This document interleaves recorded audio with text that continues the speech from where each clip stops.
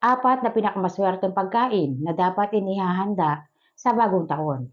At paano nga ba natin i-activate ang mga pampaswerteng pagkain na meron tayo? Ina-activate po yan. May mga pagkain na kailangang samahan ninyo ng ibang sangkap para ma-activate. At tatalakayin ko na rin po dito ang katanungan ng ating mga kamadam po o yung mga manonood po. Tungkol po sa unang tanong kung ano ang pinakamaswerteng araw sa December para gumawa ng prosperity bowl o anumang uri po ng pampaswerte, pwede na kayong maglagay. Maging ang mga money plants, pwede nyo na pong ilagay. Ito po ay ang araw ng December 21 at December 30. At para naman po sa katanungan ng isa ating kamadam tungkol po sa paglalagay ng bigas sa apat na sulok ng tahanan, ang tanong niya po, kung ito ba ilalagay sa 8 directions o ilalagay pa ito sa south, southwest, north, northwest, hindi po. Sa apat na sulok lang ng bahay ninyo, pwedeng yun lang po ang lagyan ninyo. Hindi natin inilalahat sa bawat direksyon ng tahanan natin kasi po, kung minsan nagdudulot po ng depleting. Kaya, apat na sulok lang ng tahanan mo, okay na po. Para naman po sa katanungan ng isa nating kamadam tungkol po sa pwede ba ang play money sa prosperity bowl? Pwede bang play money ang ilagay? Hindi po pwede yung play money sa prosperity bowl kung yun ang ilalagay po ninyo sapagkat malas po yun.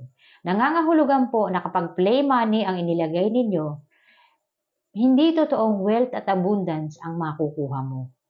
Ngunit meron ka pong pwedeng ilagay dyan. Meron pong mga Chinese money na may nakasulat na iba't ibang mantra. Swerte po ang kahulugan ng mga yon. Pwedeng yun ang ilagay mo. Kung halimbawa po na ayaw mo na maglagay ng totoong pera dyan, meron po mga Chinese money na pwede mong mabili sa online. Pwede po, mura lang po yun. Pwede pong yun ang ipalit mo instead na play money. Malas po kasi kung gano'n ang gagawin po ninyo. At para naman po doon sa yung 168 na coins na hindi niya mailalagay yung 168 na coins dahil maaaring may paggagamitan siya sa pera. Pwede pong ito ang gawin mo. Kumuha ka ng piso, ilagay mo sa red na angpaw, kumuha ka ng 6 pesos, mamiso sa is, ilagay mo sa angpaw ulit, at yung 8 pesos ilagay mo sa ampaw. So, meron kang tatlong ampaw. Sulatan mo yan sa labas ng 1 para doon sa pisong nilagay mo at 6 para naman sa 6 at 8 para naman sa 8. Isang pamamaraan po yan para doon sa mga tao na hindi kayang maglagay ng 168 na coins. Kung minsan po kasi sa atin, yung 168 na coins, o yung 168 na pera ay hindi na natin pinapansin yan. Pero meron pong iba sa atin na yung 168 na yan ay napakahalaga na sa kanila yan. So para po makasunod kayo, pwede po yun. Kumuha ka ng tatlong ampaw, yung kailangan po red envelope ang gagamitin mo, sulatan mo ng 1 para doon sa piso na nilagay mo, 6 para doon sa 6 na nilagay mo, at 8 para doon sa 8 pesos na nilagay mo. Para mabuo mo ang 168, pwede po yun. Maraming establishments na makikita ninyo, ang pangalan ng buildings nila ay 168. Pwede po yun. Para po doon sa hindi kayang maglagay ng 168. No. Kung mahilig ka sa ganitong mga video, huwag kalimutang mag-like, mag-subscribe, at i-share mo na rin para malaman ng iba ang kanilang mga swerte sa buhay. Maraming salamat po sa mga subscribers ko po na nandyan po palagi. At sa mga bagong nag-subscribe po, maraming salamat po sa pag-appreciate ng video ko.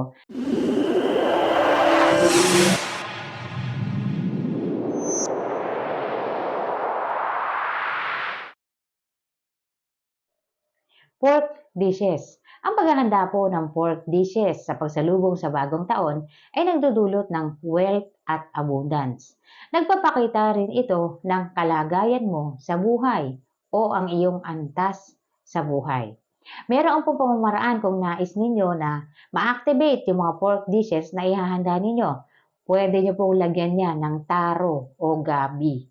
Yung laman po ng gabi, pwede pong ihalo yan sa mga pork dishes kung nais ninyo. Ito po ay nagdudulot ng success at abundance para sa buong taon. Ito po ay pinaniniwalaan na kapag pinagsama ang dalawang yan o ang taro at ang pork, ay nagdudulot po yan ng success for the whole year.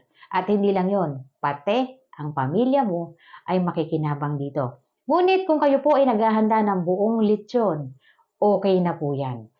Pwede ka namang maglagay ng taro. Ilagay mo sa kitchen mo para magkaroon pa rin ito ng activator o enhancer. Nai-enhance pa rin ang mga hinihanda nating pagkain kahit hindi natin isama yan sa pagluluto, lalo na kung buong lechon ang hihahanda ninyo. Nagdudulot po yan ng swerte. Sunod na pinakamaswerteng pagkain. Ayon po sa paniniwala, ang paghahanda ng Napa cabbage o Baguio pechay ay nagdudulot po ng guaranteed success. Ito po ay maaari natin ihanda sa iba't ibang uri ng putahe o ng dishes at ito po ay isa sa pinakamaswerteng pagkain na dapat meron kayo. Kabilang din po sa mga masaswerteng pagkain ay ang pechay po o yung pak choy o yung bok choy na tinatawag. Pechay po dito sa atin, swerte din po yun. Maghanda rin po kayo ng mga dishes na may sangkap na pechay. Ito po ay nangangahulugan ng 100 types of prosperity para po sa mayroong mga negosyo at nagnanais po kayo ng iba't ibang uri ng oportunidad na may kinalaman sa pera or paglago sa negosyo ninyo or iba't ibang mga tao na maaaring maging kasosyo ninyo, maghanda po kayo ng pechay at Napa cabbage. Kabilang din po sa mga masaswerteng pagkain ay ang tikoy. Mahalaga po ang paghahanda ng mga ito dahil nagdudulot po yan ng swerte para sa ating pamilya at sa ating mga negosyo. At kung nagnanais po kayo ng mapagtagumpayan ninyo kung ano man yung ninanais ninyo, maghanda po kayo ng dessert na mayroong sangkap na peanuts or red munggo o mga red beans po. Pwede po kayo maghanda ng mga dessert na mayroong sangkap na ganyan or kabilang sa sangkap yung mga yan. Swerte po yan. Nagdudulot yan ng swerte para po doon sa mayroong nais na makamit. Swerte po ihanda sa bagong taon yan. Ang paghahanda po ng Shanghai o ng spring roll ay nagdudulot din po ng swerte. Kapag maghahanda po kayo ng Shanghai, ang isasangkap nyo po dyan ay pork at spring onions o yung dahon ng sibuyas. Isasangkap nyo po dyan dahil ang dahon po ng sibuyas ay nagdudulot po ng swerte. Money counting po ang meaning yan. Kaya kung kayo ay gagawa ng Shanghai, anumang sangkap ang ilagay mo dyan, samahan mo po yan ng pork at dahon na sibuyas o yung spring onions po. Nagdudulot po yan ng swerte. Kabilang po yan sa mga pinakamaswerte pagkain. Ganon din po ang dumplings. Swerte po at meron pong paniniwala na kung ilan ang makakain mong dumplings, yun din ang maaaring kitain mong pera sa buong taon. Kabilang din po sa mga swerteng pagkain na dapat kinakain din natin sa pagsalubong natin sa bagong taon ay ang pagkain po ng grapes. Dapat kumain ka ng 12 grapes habang sumasalubong ka sa bagong taon. Kasabay po ng mga pagkain na inihahanda natin, kakain po tayo ng 12 grapes. Mamili po kayo ng matamis na grapes. Sapagkat habang nagaganap po ang New Year o ang pagpasok ng New Year, isa-isa mong kakainin ang 12 grapes na yan.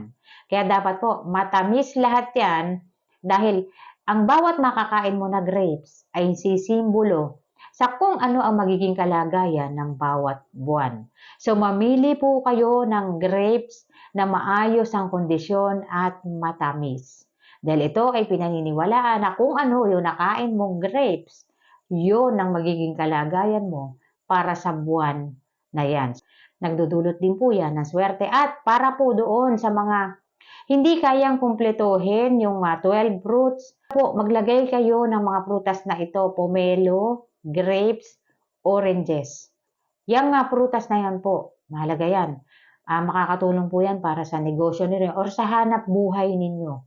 Nakakatulong po yan para po doon sa hindi kaya nga kumpletuhin yung 12 fruits. Sabagat hindi po naman lahat sa atin ay kayang kumpletuhin yung 12 prutas. So para po doon sa hindi makukumpleto, ito po, itong tatlo na to, isa ito sa pinakamaswerte nga pagkain or prutas na po pwede po ninyong ihanda.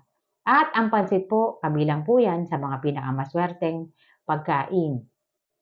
Ritual po na dapat ginagawa natin bago tayo sumalubong sa bagong taon. So gagawin natin ito December 31 na ng umaga po. Kasi sa gabi, sasalubong na po tayo sa New Year. Magsindi po kayo ng uling at ang lahat ng membro ng pamilya ninyo ay patatawirin nyo po doon sa sinindihan ninyong uling. Hindi naman kailangan malaki pa yung apoy or malaki yung sindi. Kahit konti lamang po yung sindi niyan, okay na yan.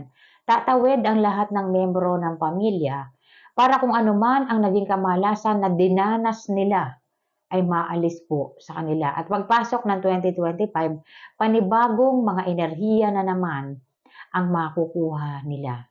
Kasi po kung minsan naandyan lang ang mga negative energies, kasama natin yan. So kailangan po alisin sila. At pagkatapos niyan, 12 na peraso ng laurel, ipausok nyo na rin sa area ninyo. Para po pagdating ng hating gabi, nakaprepare na po kayo. Mahalaga po ang pagsisindi natin ng dahon ng laurel sa umaga po ng 31 sapagkat ang laurel po ay mayroong puyang magical energies na maaaring mag-transform sa iba't ibang uri ng enerhiya na nasa paligid natin. Kaya't nagsisindi po tayo ng dahon ng laurel. At yung uling po na pinagamitan ninyo, huwag nyo na pong gamitin muli. Yan ay ilalagay na ninyo sa garden kung may garden kayo. Kung may paso, kung wala kayong garden, let's say nakapaso lahat ng halaman ninyo, isang halaman lang ang paglalagyan ninyo ng uling na yun. Sapagkat huwag nyo na pong gamitin yun kung mag-iihaw po kayo or magluluto. Huwag nyo pong isama yon sapagkat maaaring nandoon ang lahat ng enerhiya na nakuha niyan sa pamamagitan po nung paggawa po ng ritual na yon. So, huwag nyo na pong gamitin sa pagluluto yung uling na ginamit sa ritual po. Mura lang naman po ang uling. At tandaan po natin mabuti, tayo po ay gumagawa ng iba't ibang uri ng ritual para po maalis kung ano man yung mga negative energies na naandyan or kasakasama na natin. At ang paghahanda po ng iba't ibang uri ng pagkain, ito po ay pinaniniwalaan na nagdudulot ng swerte, lalong-lalo na po doon sa may mga negosyo at doon sa mga tao na nag-i-struggle sa kanilang mga trabaho. At para po doon sa mga gustong sumunod pero hindi nila makukumpleto, may mga pamamaraan naman po na pwedeng gawin, makakasunod pa rin po kayo at darating ang panahon na makikita po ninyo yung pagbabago sa buhay ninyo. Kung tama po ang pagkakagawa ninyo, imposibleng hindi magbago ang enerhiya sa paligid ninyo.